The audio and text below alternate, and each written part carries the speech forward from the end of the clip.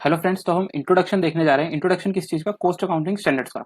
Cost accounting standards and guidance note और cost accounting standards. Friends, guidance notes क्या होते हैं? जैसे मान लो कैश 2 है, तो कैश 2 से रिलेटेड गवर्नमेंट ने कुछ गाइडेंस नोट इशू कर रखे हैं कि अगर आपको कैश 2 फॉलो करना है तो गाइडेंस नोट देख के फॉलो करना है। मींस उस कैश को फॉलो करने के लिए जो प्रिंसिपल्स वगैरह होते हैं, कुछ एक्सप्लेनेशन वगैरह होती है, वो गवर्नमेंट गाइडेंस नोट के जरिए देती है। ठीक है, तो हम मेनली क्या देखेंगे? मेनली हमें 24 कॉस्ट अकाउंटिंग स्टैंडर्ड देखने हैं। तो अगर मैं बात करूं इस इंट्रोडक्शन वाली वीडियो में हमें क्या क्या कवर करना है, इसमें हमें मेनली 4 पॉइंट्स देखने हैं। सबसे पहले हम देखेंगे मीनिंग, मीन्स कैश का मतलब क्या होता है। फिर हम देखेंगे ऑब्जेक्टिव, मीन्स कैश क्यों आए हैं। फिर हम देखेंगे स्कोप, मीन्स कैश में क्या क्या कवरेज है। फिर हम देखेंगे टाइप्स ऑफ कैश। ठीक है, तो आइए स्टार्ट करते हैं। सबसे पहले मीनिंग ऑफ कैश। तो कैश का मतलब क्या कह रहा है? Cost accounting standards are set of standard that are design to achieve uniformity and consistency in cost accounting practice and measurement and assignment of cost. क्या कह रहा है? कॉस्ट अकाउंटिंग स्टैंडर्ड्स जो है एक सेट ऑफ स्टैंडर्ड, मीन्स एक तरह से आपके प्रिंसिपल्स हैं, that are design to achieve, means क्यों बने हैं ये?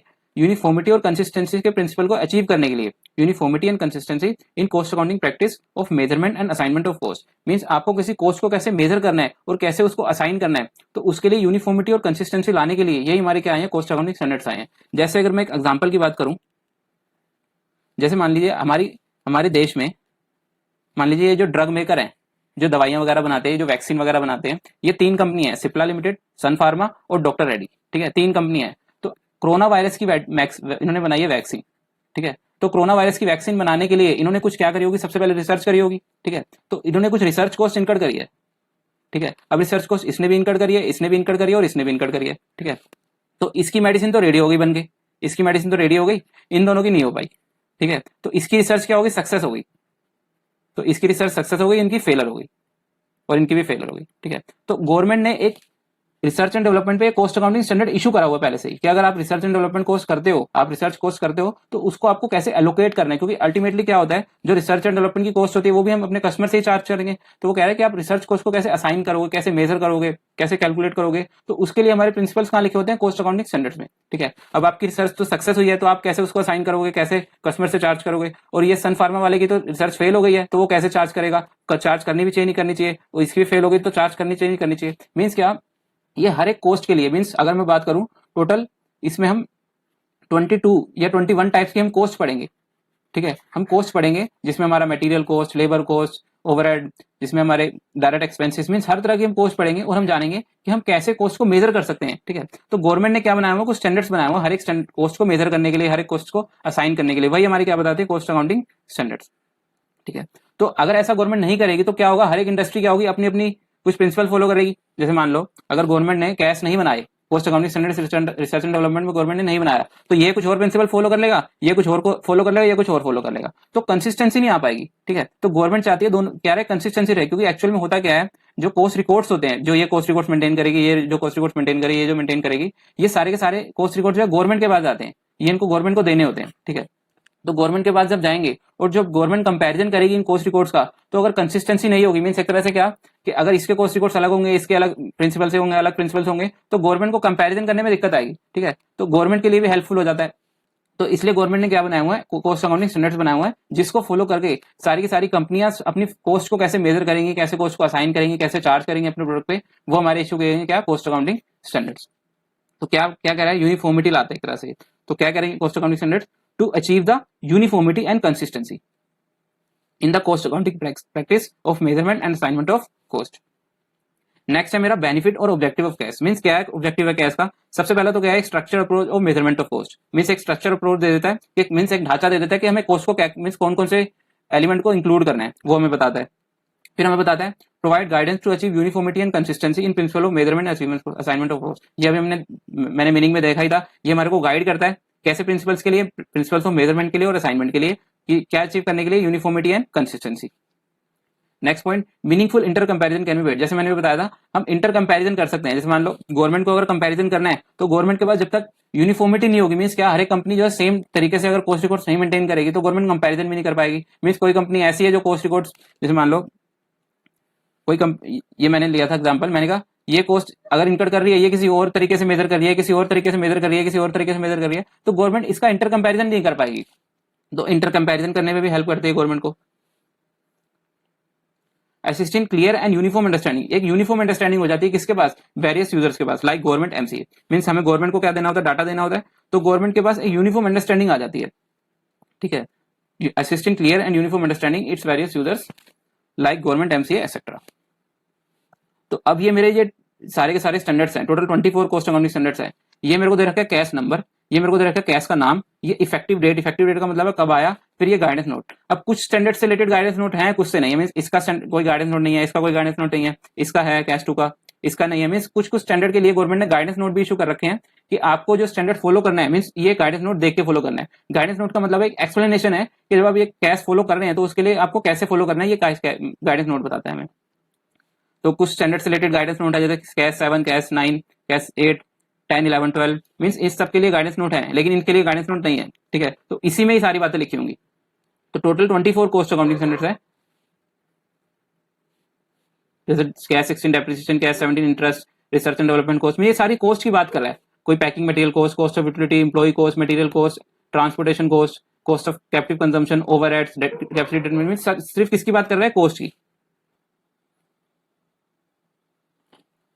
तो ये हमारे types of cash. Next point देखते हैं, नेक्स्ट पॉइंट है हमारा स्कोप। मींस कैश में हमारे क्या क्या स्कोप, मींस क्या क्या कवरेज होती है। मींस हम जब कैश पढ़ते हैं तो हमें हर एक कैश में क्या क्या पॉइंट्स कवर करने होते हैं, ये हम देखेंगे। तो क्या कह रहा है, in every cost accounting standard except CAS 1 and CAS 2, means CAS 1 और कैश 2 को छोड़ के following points to be covered, means हमें ये पॉइंट्स कवर करने होते हैं। मींस कैश 1 और कैश 2 को छोड़ के हमें हर एक स्टैंडर्ड में ये पॉइंट्स कवर करने हैं। अब कैश 1 और कैश 2 को क्यों छोड़ना है ये भी बताऊंगा बाद में।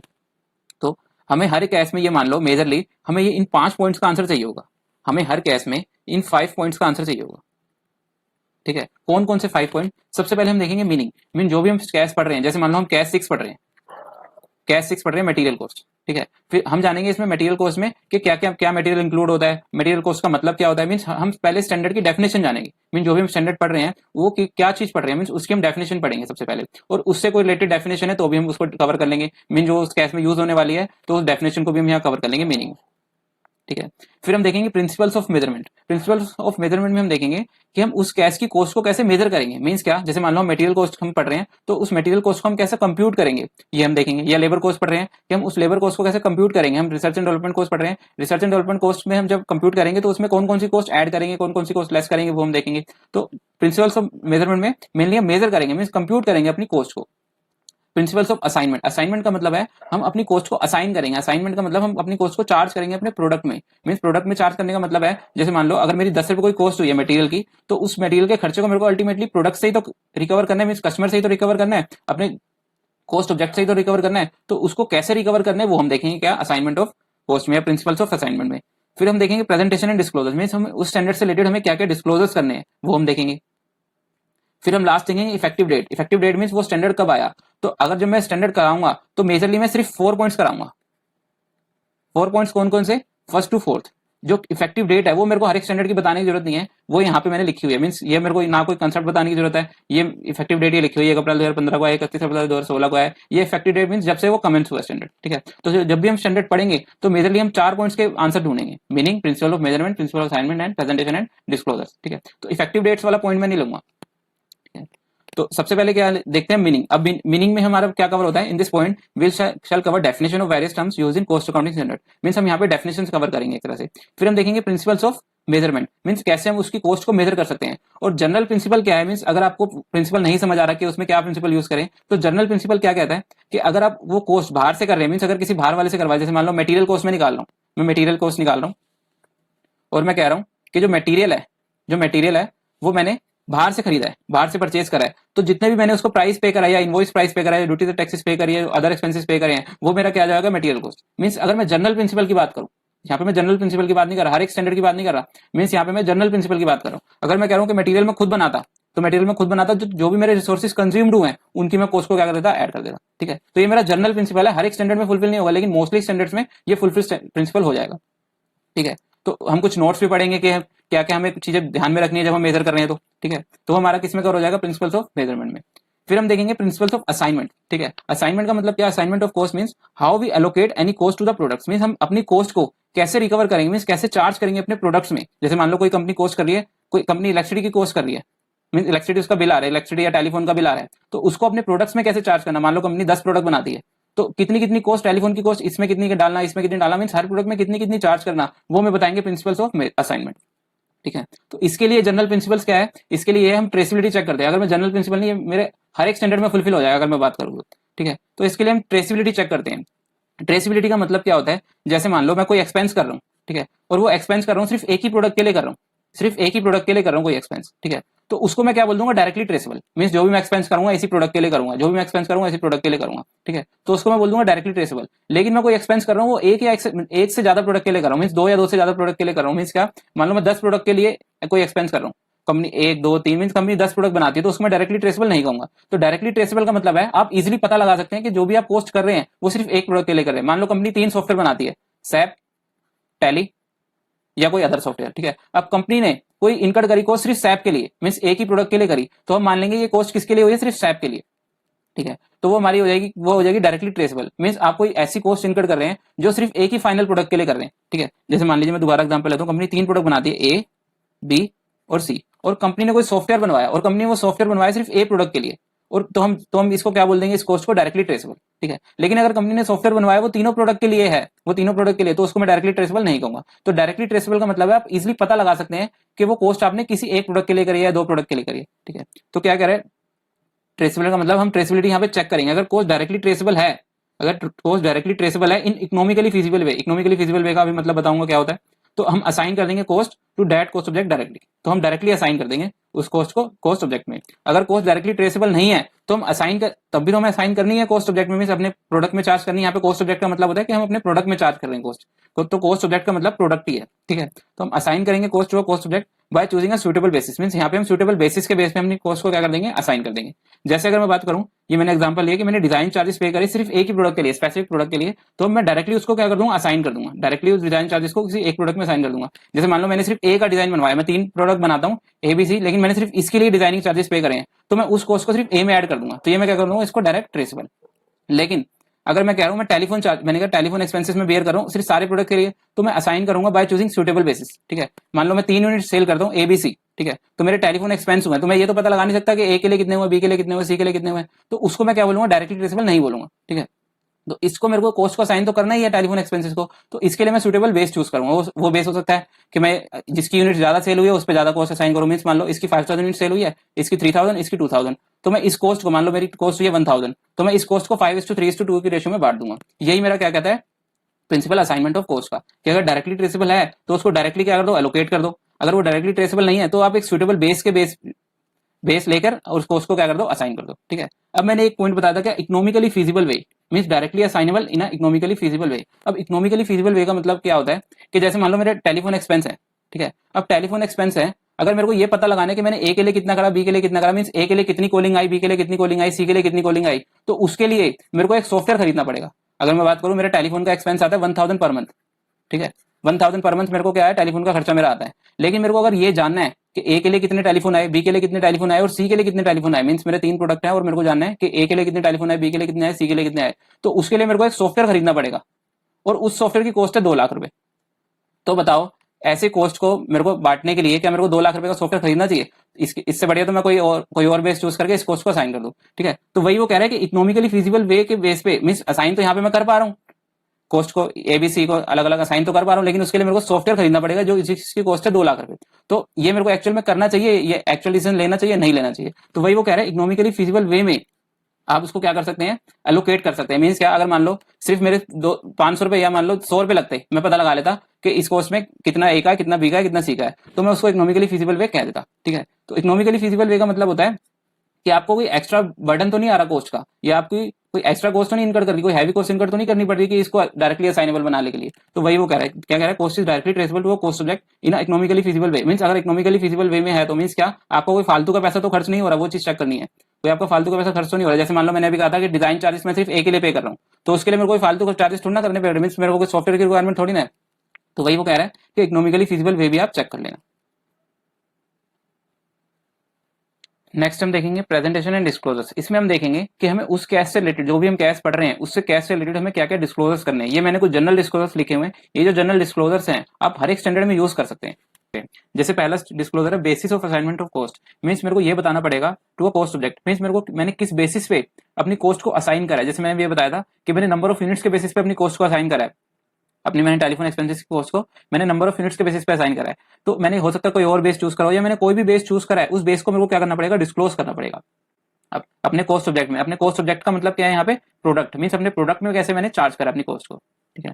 फिर मेरे को बताना पड़ेगा, कोई मैंने एबनॉर्मल कॉस्ट इनकर्ड करी है तो वो बताना पड़ेगा, कोई सब्सिडी रिसीव हुई है तो वो बतानी पड़ेगी, कोई एबनॉर्मल कोई मैंने अमाउंट इनकर्ड करा है फॉरेन एक्सचेंज में तो मेरे को डिस्क्लोज करना पड़ेगा। अब सब्सिडी क्या होती है, कई बार क्या होती है, कोई कॉस्ट इनकर्ड करने के लिए गवर्नमेंट हमारे को सब्सिडी देती है या ग्रांट देती है, तो वो हमारी कॉस्ट में से रिड्यूस हो जाती है।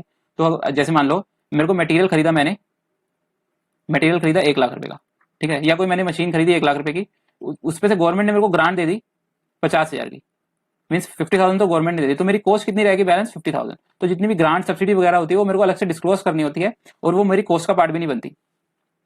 फिर कह रहा है any amount incurred in foreign exchange, मैंने कोई फॉरेन एक्सचेंज में अमाउंट इनकर्ड करा वो डिस्क्लोज करना पड़ेगा, मीन्स मैंने कोई फॉरेन से कोई मटेरियल मंगाया या मैंने फॉरेन से कोई मशीन खरीदी, वो कितना अमाउंट मैंने इनकर्ड करा है वो मेरे को डिस्क्लोज करना पड़ेगा।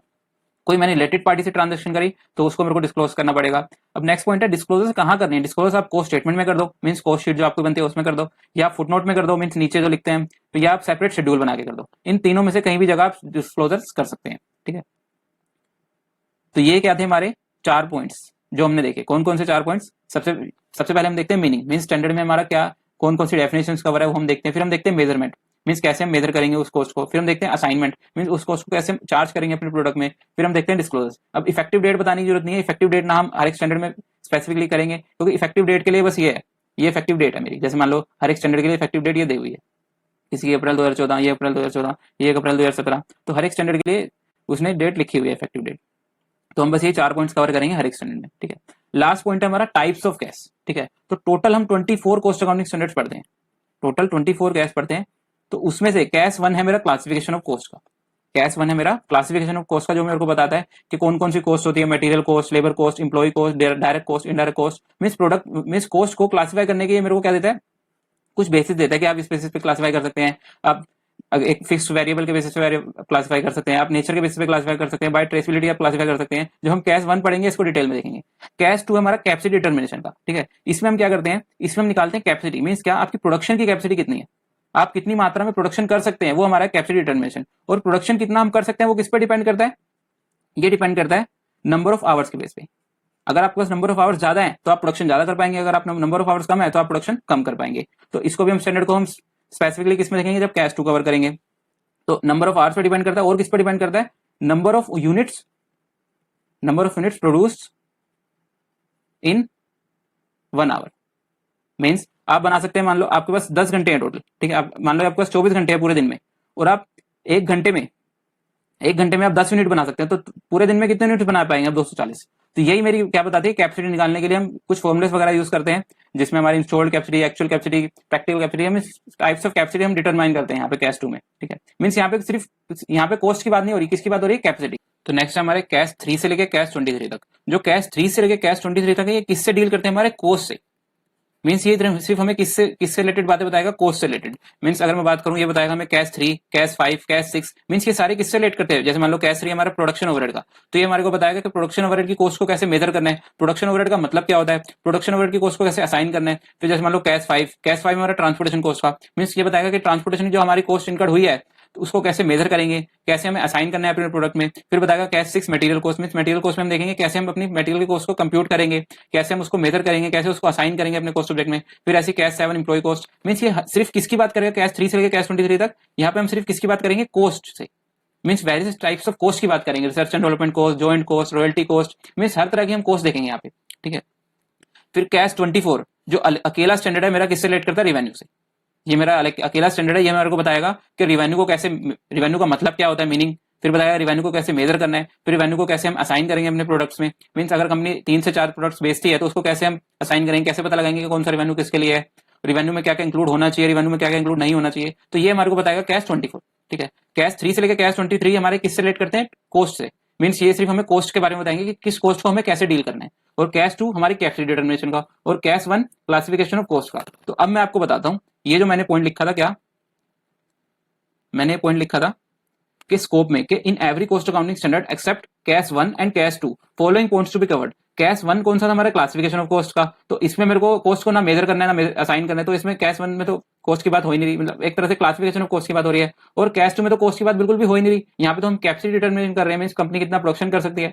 तो इन दोनों स्टैंडर्ड को छोड़ के, मैंने बताया था इन दोनों स्टैंडर्ड को छोड़ के हम हर एक स्टैंडर्ड में क्या करेंगे, इन चारों पांचों पॉइंट्स का हम आंसर ढूंढेंगे। ठीक है, अब बात करेंगे, जैसे मान लो मैंने ये बताया था क्या कि कैश वन तो मेरा क्लासिफिकेशन ऑफ कोस्ट का, इसमें मेरा स्कोप कवर नहीं होता। कैश टू में इसमें भी स्कोप कवर नहीं होता, क्योंकि इसमें कोस्ट की बात ही नहीं हो रही, ना हम इसमें कोस्ट को मेजर करेंगे ना कोस्ट को असाइन करेंगे। तो इसलिए ये जो 5 पॉइंट्स हैं ये मैंने किसके लिए लिखवाए हैं, कैश 1 और 2 छोड़ के। ये जो मैंने 5 पॉइंट्स जो लिखवाए हैं कैश 1 और 2 छोड़ के मैंने उसके लिए लिखवाए हैं। ठीक है, अब बात करते हैं कैश 24। तो कैश 24 तो मेरा रिवेन्यू का था।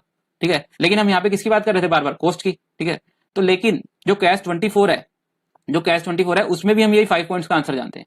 ठीक है, उसमें भी हम यही 5 पॉइंट्स का आंसर जानते हैं, बस मेरा यहाँ पे कोस्ट की जगह क्या आ जाएगा, रिवेन्यू। जैसे अगर मैं बात करूं, ये जो मैंने प्रिंसिपल्स यूज करे, मेरा कोस्ट की जगह यहाँ पे क्या आ जाएगा, revenue. Means assignment of cost की जगह असाइनमेंट ऑफ रिवेन्यू आ जाएगा।